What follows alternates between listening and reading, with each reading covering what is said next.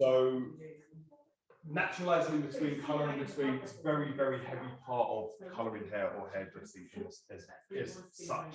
So if somebody has too many foils in their hair, or they have had an issue with a stylist where the stylist has gone a little bit overboard or got carried away, which can happen quite considerably, you will need to put some colour in between that person's hair. So it's the start service or the start session of where we start to look at going darker on what we actually look to do for pre-pigmentation and for how we take somebody's hair from a couple of shades lighter to a couple of shades darker.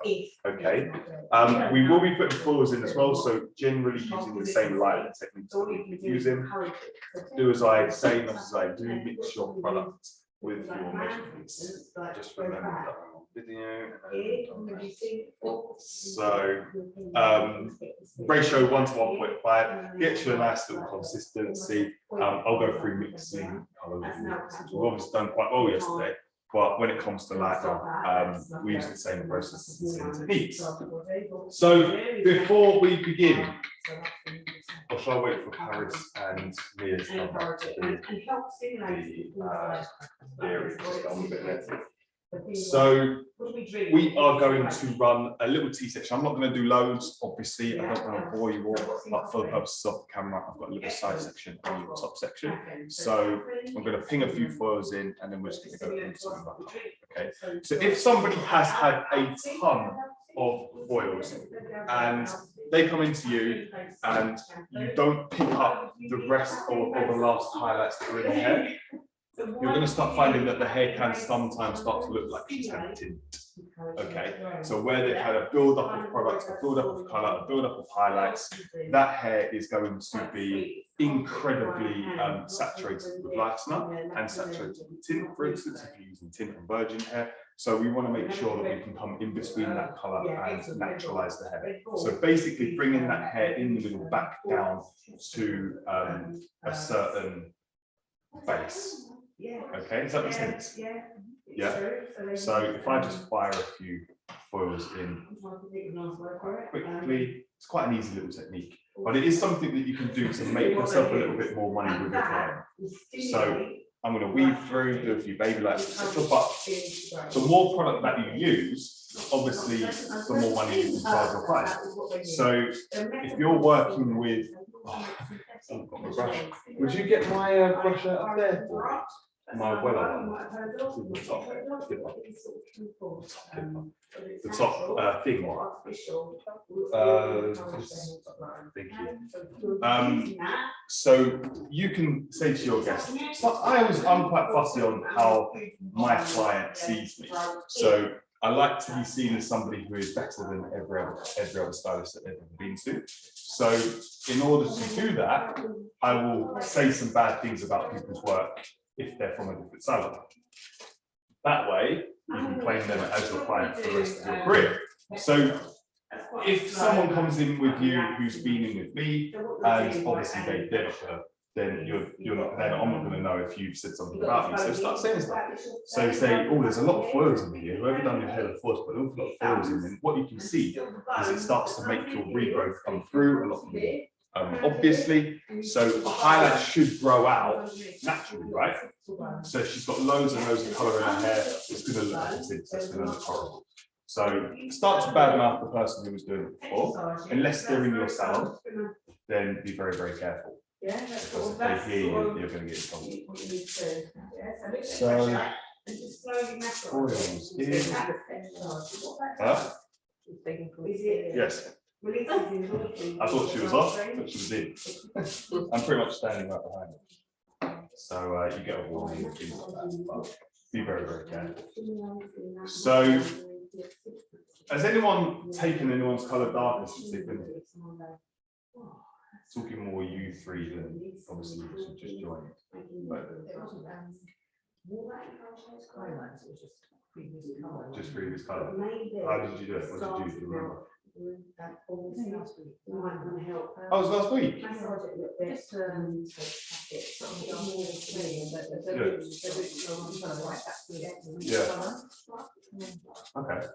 Was it good? Yeah. Good. Did you have to use tone to sort of neutralise any unwanted tone, or was it just a base? Yeah. Excellent. So it's quite easy, isn't it? Coming dark, people get quite scared about coming dark.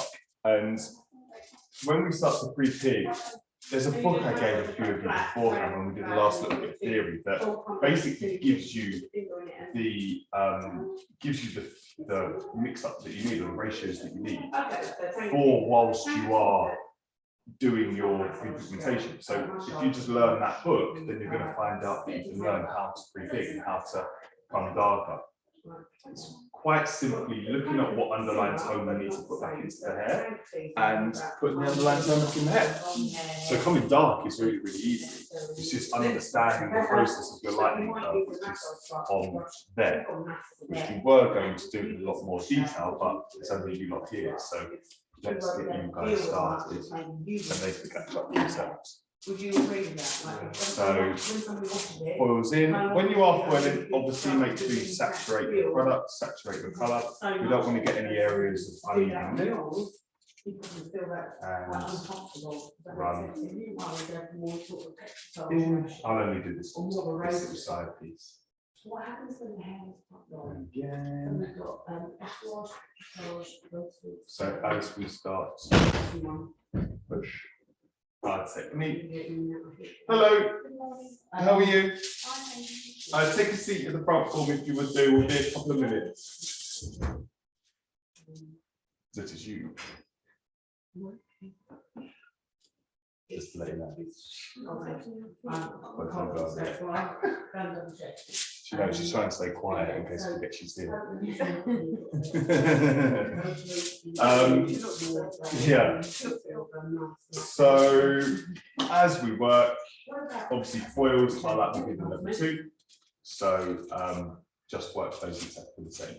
It is something that I do quite a lot with my clients. It's also a comfortable way. So if you are quite worried about how your foils are progressing or how your foils are developing in terms of closeness to the root, etc., if you do a little bit of naturalising in between, you can almost hide a few little areas of imperfection, if you want, which is probably not the best way to teach you, but it is what it is. Once you get through your training and start doing people's hair, you're gonna, or doing clients' hair yourself, your privates, you're gonna wanna know where your safety nets are. So we're gonna do some root shadowing later on as well. The root shadowing is something really sweet for assisting you with your progression of regrowth of a lifestyle. Okay.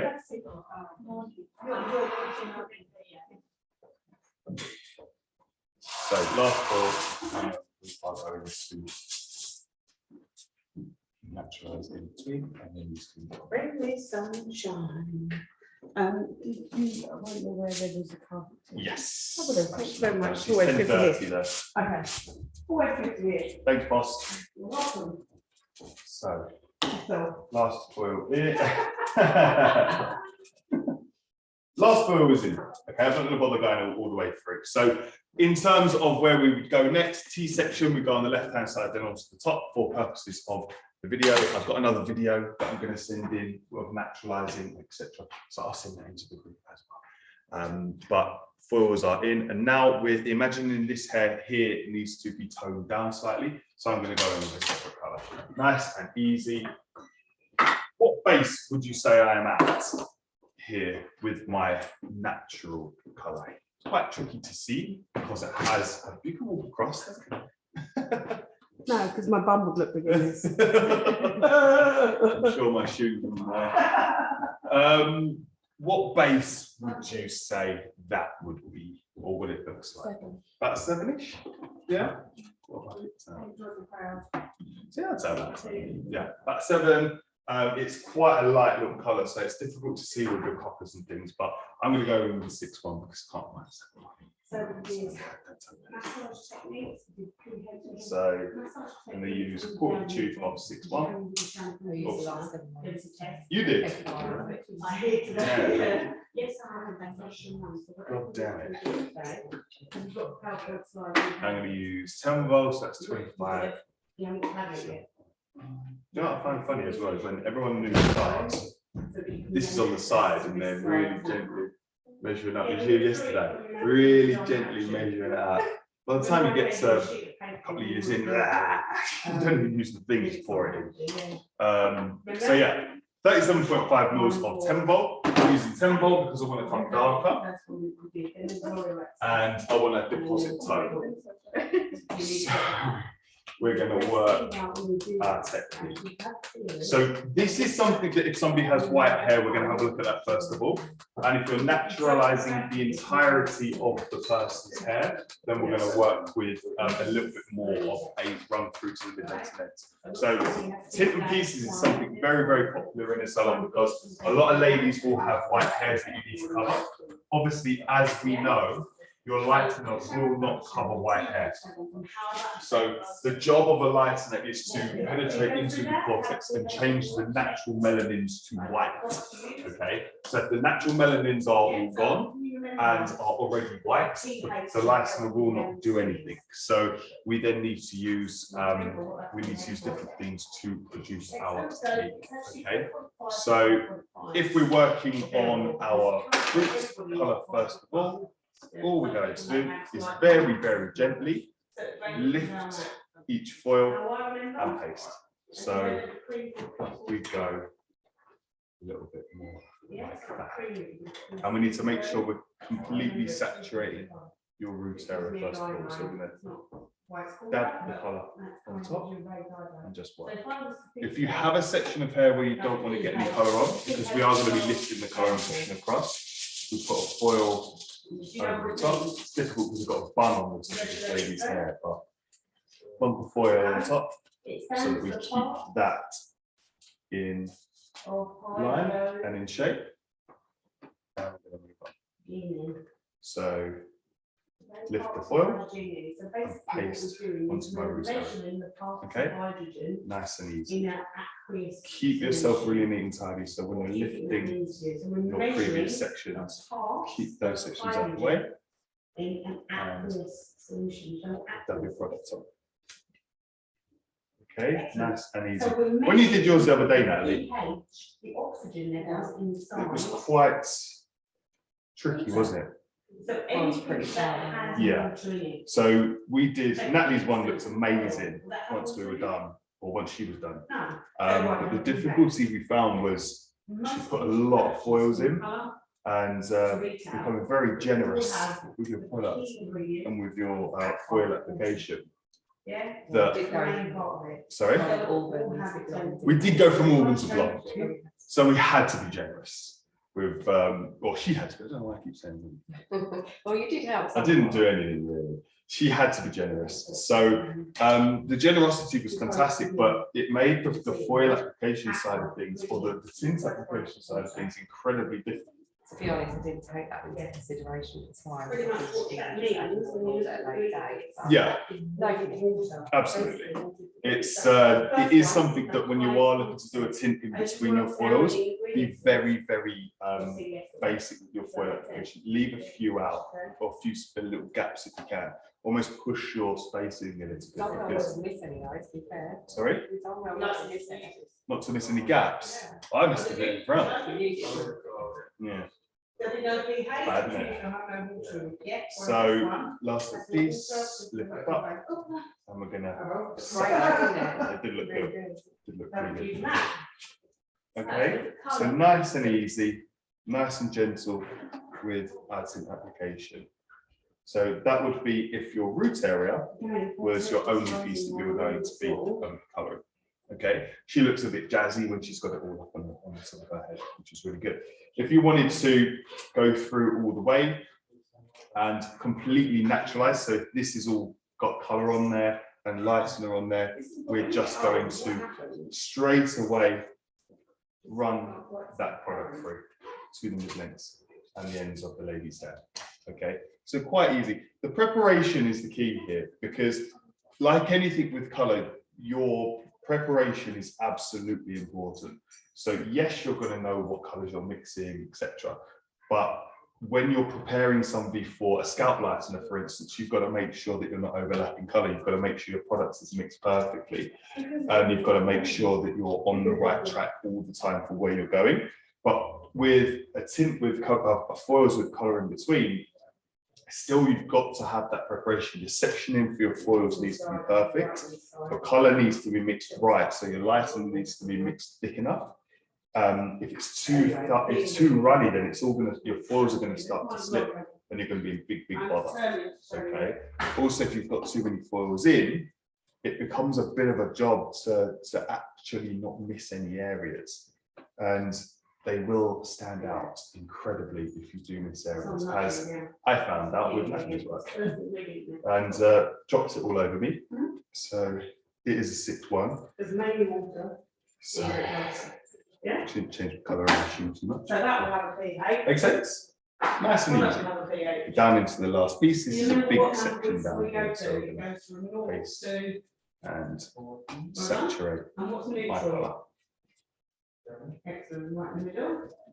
So from 0 to 7 is what? Okay, nice and easy. That would be on the whole head. So why is it important to do the lighten up before the tint? Do you think? What pH is baby shampoo? Because balayage wise, if you're doing root colours on balayage, you would look to do the roots first. Obviously, we need to get the foils in, but yeah, as the liquid surrounding the eyes, yeah. why else? So if your hair was extremely outline, yeah. Yeah, it is pretty nice. Because we're looking at using lightness, so we need the lightness and lift, but we're using a low developer because we still need 30 minutes for the tint to process. So you've got to think of your timings when you're working like this. You've got to put your lightener on with a very low developer, so something like a 10 volt or even possibly slightly lower. If you're going with 20 volt, 30 volt, then you're going to be rinsing off your foils before your tint is even applied. Okay, so really think of your timings when you are working. Make sense? All good? We'll go through the theory later when there's more people here. All right, good.